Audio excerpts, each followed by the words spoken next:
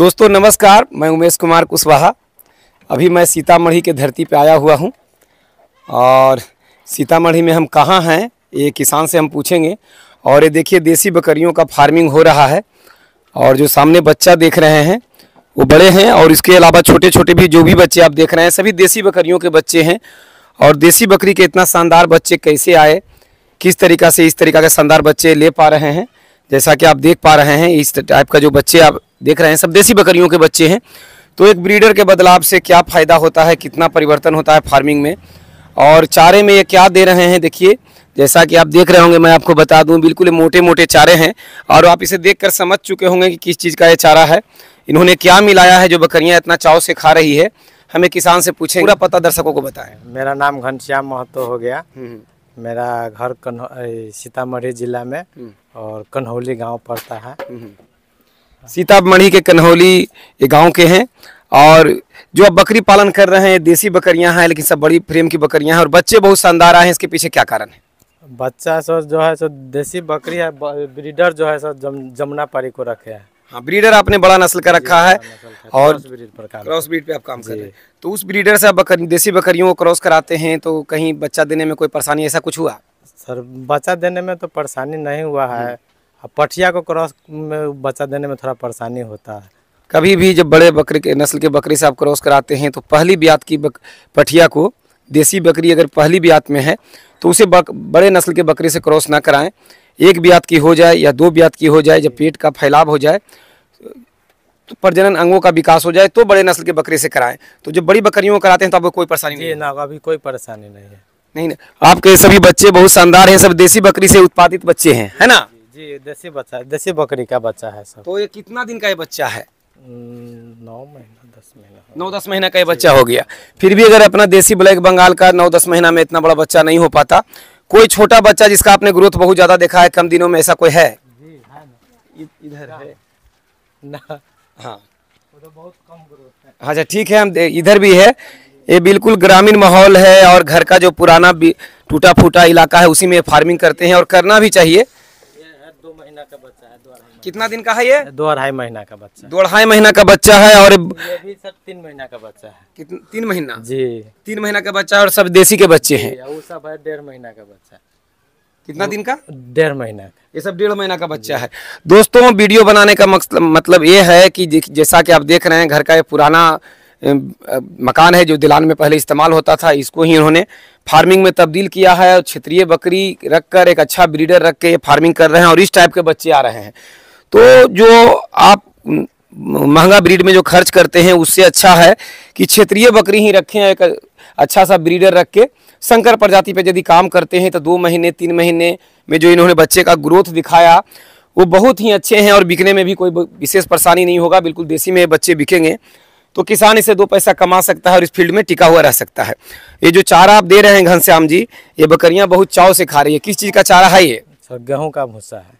आप दर्शक भी पहले मैं दिखाया, आप भी देखे कि गेहूं का ही है, लेकिन गेहूं का ये बहुत ही मोटा टुकड़ा है जहां हम लोग इसे फेंक देते हैं।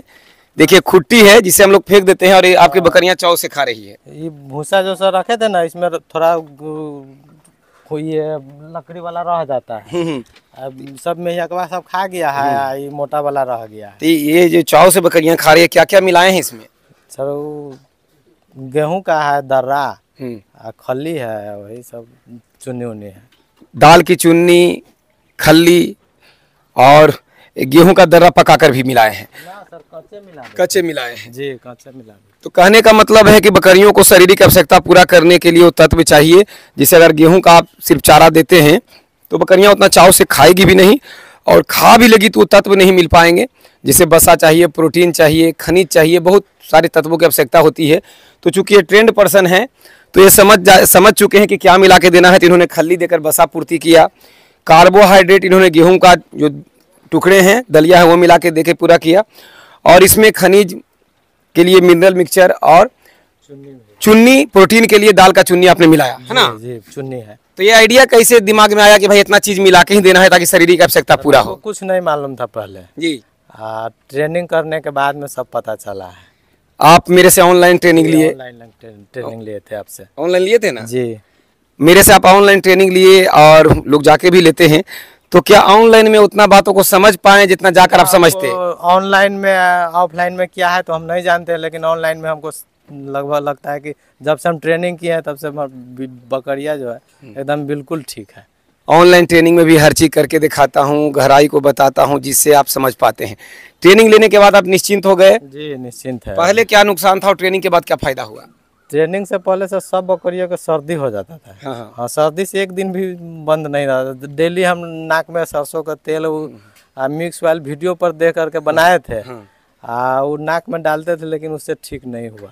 ट्रेनिंग के बाद आप समझ गए? हाँ, महीना में देते हैं, गर्मी आ गया तो अभी देवो न करते हैं मिक्स ऑयल। ट्रेनिंग का मेन मकसद होता है कि वैक्सीनेशन समझ गए, रख रखाव समझ गए, बकरियों की जरूरत समझ गए, और अब बकरियां आपकी स्वस्थ है। जी, वैक्सीन तो लगाए थे पहला हो, ट्रेनिंग से पहला हो, लेकिन खाली PPR को लगाए थे। अच्छा। अब जो है सर ET TT FMD सब लगाते हैं। खिलाने में क्या क्या देना है वो शरीर की आवश्यकता पूरा कर रहे हैं। यदि चारा भी है जी, हरा चारा में क्या लगाए हैं? हरा चारा में अभी मक्खन घास था, बरसिंग था, जई, तो सब खत्म हो गया। अभी नेपियर है। कितना खर्च हो जाता है एक बकरी पर आपका प्रतिदिन का? प्रतिदिन का खर्चा तो वैसे नहीं जोड़ते हैं। किसान कोई भी नहीं जोड़ता है। किसान जब अपना पशुपालन करता है तो सीधे अपना मेहनत करता है, घास उगाता है, चारे इकट्ठे करके रखता है और वो खिलाता है। तो कोई भी किसान कॉपी कलम से तो नहीं जोड़ता जी। झूठ मूठ का अगर कोई बोल दे 10 रुपया 20 रुपया खर्च है तो बस एक मिथ्या बातें हैं, कोई किसान नहीं जोड़ता। एक किसान है घनश्याम जी, गेहूं का चारा तो आपके खेत में हो जाता होगा? जी, अपना खेत का है सब। तो दलहनी चारा क्यों नहीं खिलाते हैं? दलहनी चला है, ऐसा शाम को खिलाएंगे। अच्छा, एक टाइम गेहूं का, एक टाइम दलहनी। और हरा चारा कब देते हैं? हरा चारा पानी पिलाएंगे। अब 9 बजे से पानी पिलाएंगे, 9-10 बजे, और उसके बाद में हरा चारा देंगे। और हरा चारा खा कर जब खत्म हो तो शाम को टाइम में दलहनी चारा देंगे। जी, दलहनी चारा देते हैं, एक टाइम गेहूं का चारा दे रहे हैं, फिर इसमें हरा चारा भी मिला के खिलाते हैं। और बकरियां जिस तरीक़ा से देसी है और जिस तरीक़ा से आपने बच्चों को देखा, तो बच्चे का ग्रोथ अच्छा है, तो इनका मेहनत साफ झलकता है। तो यदि आप बकरी पालन करना चाहते हैं तो महंगा ब्रीड पे ना जाएं, ज़्यादा खर्च ना करें, शुरुआत देसी नस्ल से करें, अपना ग्रामीण इलाके के बकरियों से करें। एक अच्छा सा नर आप प्रजनन के लिए रखें, जिससे प्रजनन कराकर बकरियों के अच्छे बच्चे ले पाएँ, और उस बच्चे से आप आगे का प्लान फार्मिंग का कर सकते हैं। फार्मिंग कभी भी करें, दुनिया तो हंसेगा ही, गांव के लोग हंसेंगे आप पर, क्योंकि उनके लिए एक छोटा है काम है। उन्हें लगता है कि ये क्या कर रहा है, लेकिन अगर 10 बकरी भी है तो 1 लाख की होती है। अगर अच्छा युवा अगर खस्सी है, एक खस्सी 10,000 कम से कम, तो 10 भी है तो 1 लाख का। तो इसमें आप संख्या देख सकते हैं कितना है। जो 1 लाख या 50,000 भी नहीं देखे हैं जीवन में, वो भी आप पे हंसेंगे। तो उन पर ध्यान आपको नहीं देना है, अपना काम करना है। फार्मिंग जब भी आप करते हैं, शुरुआत आप करें जो घर का पुराना एरिया है, जैसे देख रहे हैं कि ये जो पुराना एरिया है, ये तो हमें लगता है कि आपके दादाजी के ज़माने का होगा। जी, दादाजी का ज़माना है ना? जी, है ना? तो दादाजी के ज़माना का इसमें ही आपने बकरी पालन का स्ट्रक्चर बनाया, इसमें आप कर रहे हैं? जी, बकरी रखने के लिए रात को जो सर उधर है बनाए। हाँ, ये सब अब हटने वाला है। हाँ, इसमें फिर पक्का बनाएंगे ना, ये सब हट जाएगा, पूरा खाली हो जाएगा। घूमने के लिए बना देंगे आप। ऐसा ही पीछे भी है जहाँ बकरियां रात में रह लेगी। जी है, उधर है। बकरी पालन जब आप करते हैं कम खर्च में करें, जो पुराना घर का खंडहर है उसी का इस्तेमाल करें, और उसी से कमाकर 2 पैसा उससे कमाकर फिर आगे का प्लान करें। बकरी एक सनिचरा है, जो आप नहीं चाहेंगे वही रात में रखने के लिए घनश्याम जी इधर बना के रखे हैं। और बिल्कुल एक बंगला बना हुआ है, और देखिए इसमें बिल्कुल इतना गर्मी के दिनों में ही ठंडक महसूस हो रहा है।